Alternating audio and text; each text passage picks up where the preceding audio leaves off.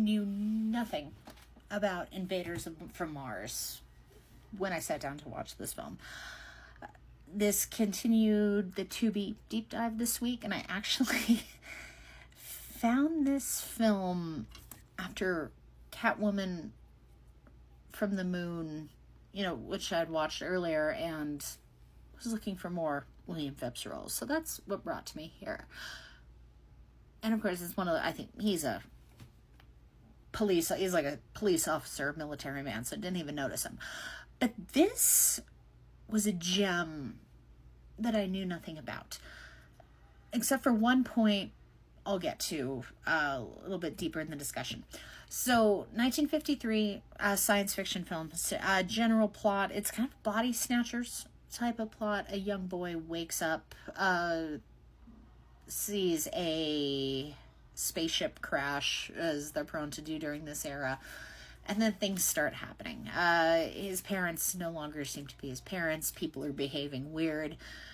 And then it turns out there's, a crashed ship and men from Mars and all the wackiness. And this film was a feast, a visual feast from top to bottom. This was an impossibly good restoration on Tubi, of all places. This looks like $1 million, and it needs to be, because the artistic design here is really, really cool, especially towards deep into the second act, into the third, kind of spaceship stuff.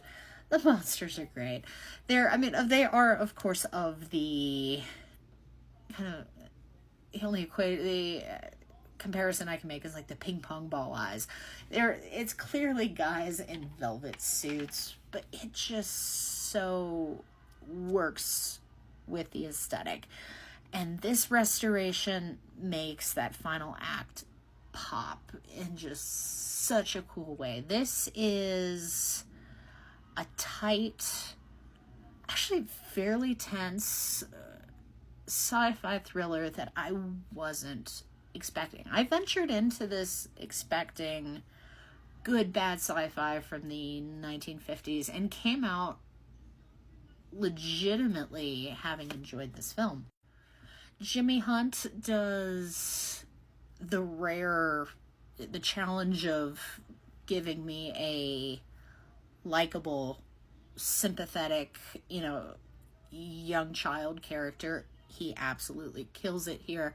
Thought he was great. Arthur Franz was one who I was intrigued by as well. He's one I Googled to definitely look up to see what else he had done.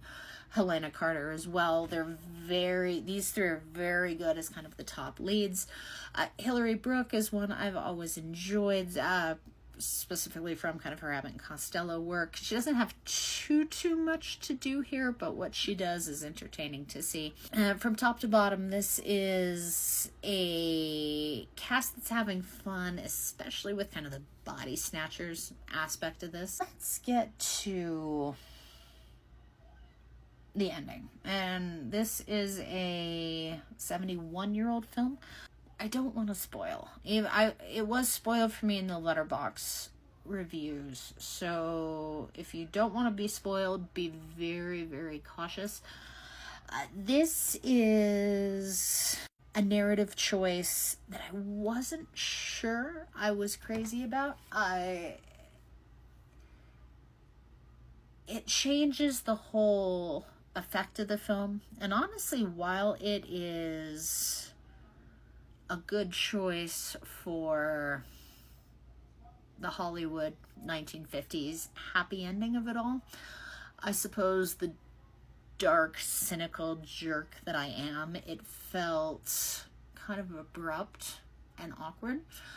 So I'd love to hear other people's analysis of this who have seen the film, because ultimately, yes, it does work. I wasn't sure how well it worked for me in the grand scheme of things, but in this 78-minute film that I actually knew nothing about, it was really the only time that I found myself kind of back on my heels with this film. This was completely something I wasn't anticipating enjoying as much as I did. And I am very interested to check out, there's a remake by Tobe Hooper that I keep seeing good things about, so I really want to revisit this one because I am completely intrigued and smitten by Invaders from Mars. Thank you so much, everyone, for joining me here at Piercing Cinema. I'll be back more with the weird, random, delightful content I spend my time tracking down. Have a good one all. We'll talk again soon. Bye, guys.